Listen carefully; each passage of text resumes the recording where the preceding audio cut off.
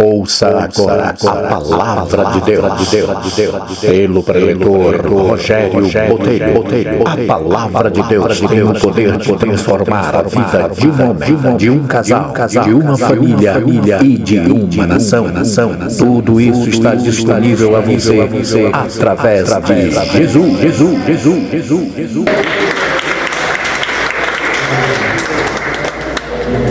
Vamos abrir as nossas Bíblias agora em João capítulo 14, por favor. Evangelho de João capítulo 14.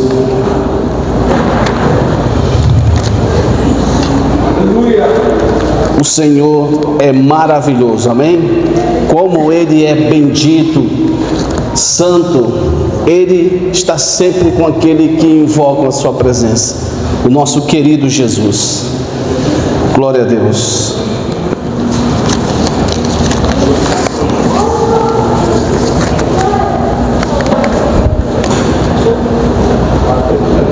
João capítulo 14, versículo 6.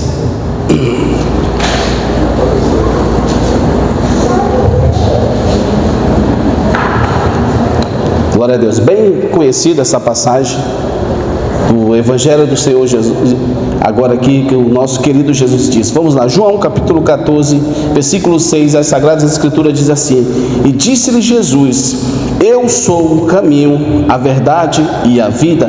Ninguém vem ao Pai senão por mim. Só isso mesmo, meus queridos. Pode sentar no seu lugar. Veja que Jesus declara: Eu sou o caminho e a verdade. Quando alguém fala assim, eu vou falar a verdade aqui, todo mundo já olha para ele. Não é verdade? É sim. E Jesus aqui está, depois da ceia, o nosso Jesus fala isso para os seus discípulos.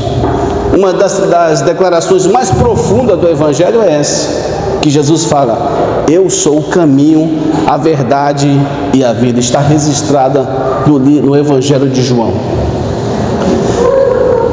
Veja que Jesus confirma aos seus discípulos isso. Depois da ceia ali, Jesus sai, conversa com eles e declara esta palavra: Eu sou o caminho, a verdade e a vida. Meus irmãos, nós vivemos num mundo onde a verdade, de todas as formas, ela é abafada. As pessoas não gostam de ouvir a verdade, até nós mesmos. Vivemos numa política cheia de corrupção, reinos, nações, todos corrompidos. Quase ninguém gosta de falar a verdade. Porém, o Senhor Jesus aqui confirmando isso. E Ele fala: Eu sou o caminho ainda. Por que o caminho? Porque Jesus, Ele é o único caminho para se chegar ao Pai. A humanidade estava totalmente distante de Deus e Jesus fez essa ponte em comunhão com Deus. Eu sou o caminho ao Pai. Essa é a grande verdade. Por que, meus irmãos queridos? A Bíblia diz em Salmo 58, versículo 3 assim, Os ímpios desde o madre andam desviados, falando mentiras. O profeta Isaías, eu gosto de falar sobre isso, Isaías 56, versículo 53, versículo 6 diz assim: Porque todos nós andávamos desviados como ovelha desgarrada, cada um se desviava pelo seu caminho, mas o Senhor fez cair sobre ele a iniquidade de todos nós. Veja só, o apóstolo Paulo escreve em 2 Coríntios 5, 21, aquele que não conheceu o pecado, se fez pecador por nós, para que nele possamos ser feito a justiça de Deus. Então o homem já nasceu desviado de Deus, afastado da verdade, afastado do caminho da vida. O apóstolo Paulo escreve em Romanos 5,14: No entanto, a morte reinou desde Adão até Moisés, até sobre aqueles que não pecaram, a semelhança da transgressão de Adão. Ou seja, eu e você nascemos semelhante à transgressão de Adão. A semente do mal está dentro de mim e de você, totalmente desviado de Deus. Nascemos assim, afastado do Senhor. Ou você já nasceu crente, abençoado, cheio do Espírito Santo? Não. Nós nascemos distante de Deus. No livro de Jó também fala assim, Jó 25,4: Como, pois, seria justo o homem perante Deus? Como seria puro aquele que nasce da mulher? Porque até a criança, meu irmão, já nasce com essa transgressão, com a semente do mal, desviada do caminho e da verdade. Em Provérbios 20, versículo 11, fala isso também. Até a criança se dá de conhecer se ela se é reto ou é torto ou é errado. Até a criança, você vê que a criança já sabe o que é certo e o que é errado. Quando ela tem atitude errada, a gente vê, olha.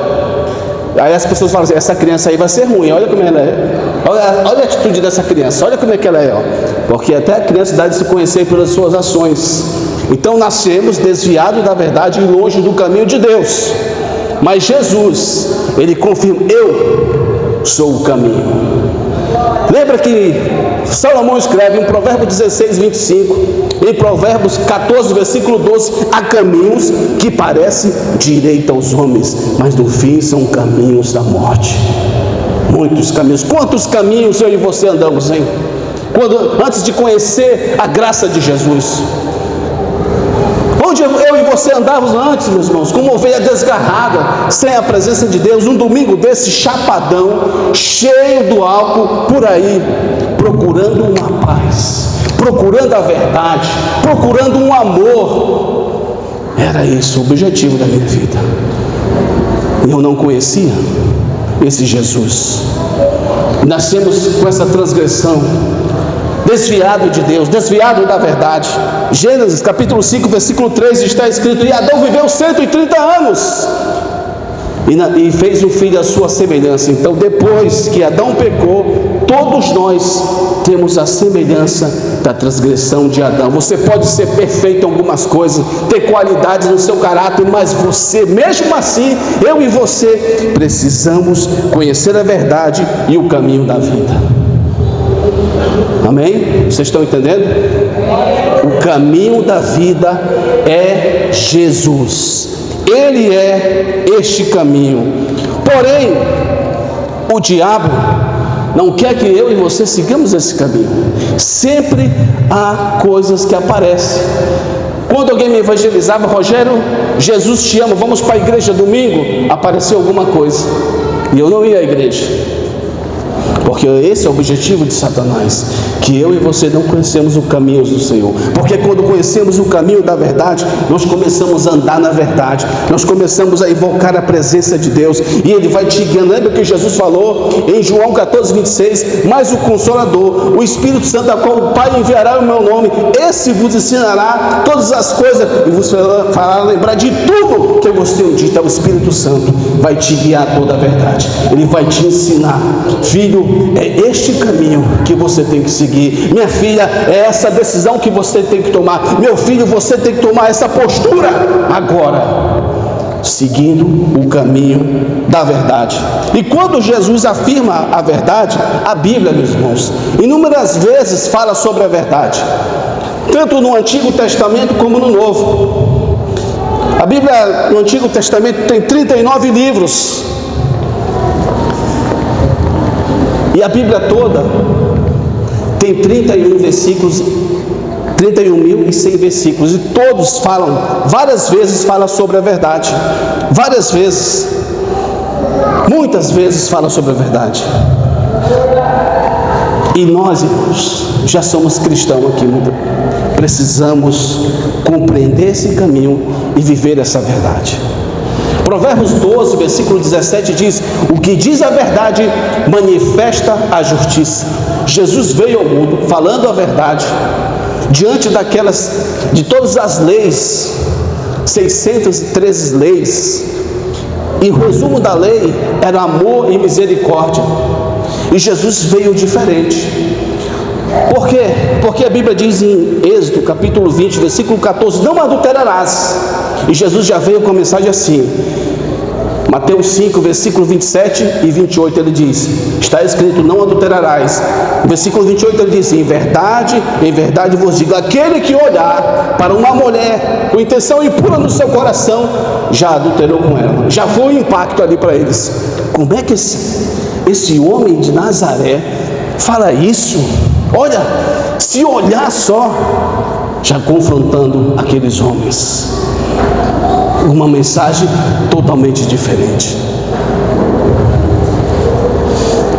Meu Deus, como Jesus era maravilhoso. Por isso que a Bíblia diz em Salmos 42, versículo 5: Tu és mais formoso de que todos os filhos do homem, a graça se derramou em teus lábios, por isso Deus te abençoou para sempre. Jesus é abençoado. Quando Jesus falava a verdade, as pessoas ficavam de boca aberta, porque a Bíblia diz em Lucas 4:22, todos davam testemunho e se maravilhavam da palavra de graça que saía da sua boca. A Bíblia diz em Mateus 8:16 que com uma só palavra os demônios eram expulsos, porque Jesus liberava a graça, a verdade, liberando ali, manifestando a justiça, e as pessoas eram libertas. E aqueles fariseus ficavam: como que ele fala isso? E quando ele começava a falar do seu reino, meu reino não é deste mundo, em Mateus 6, versículo 9 e 10, que ele ora e fala: que venha o teu reino. Isso já confrontava os romanos, porque os romanos reinaram muito tempo naquela época, e eles eram, quando alguém falava de um reino, eles já ficavam: que reino é esse?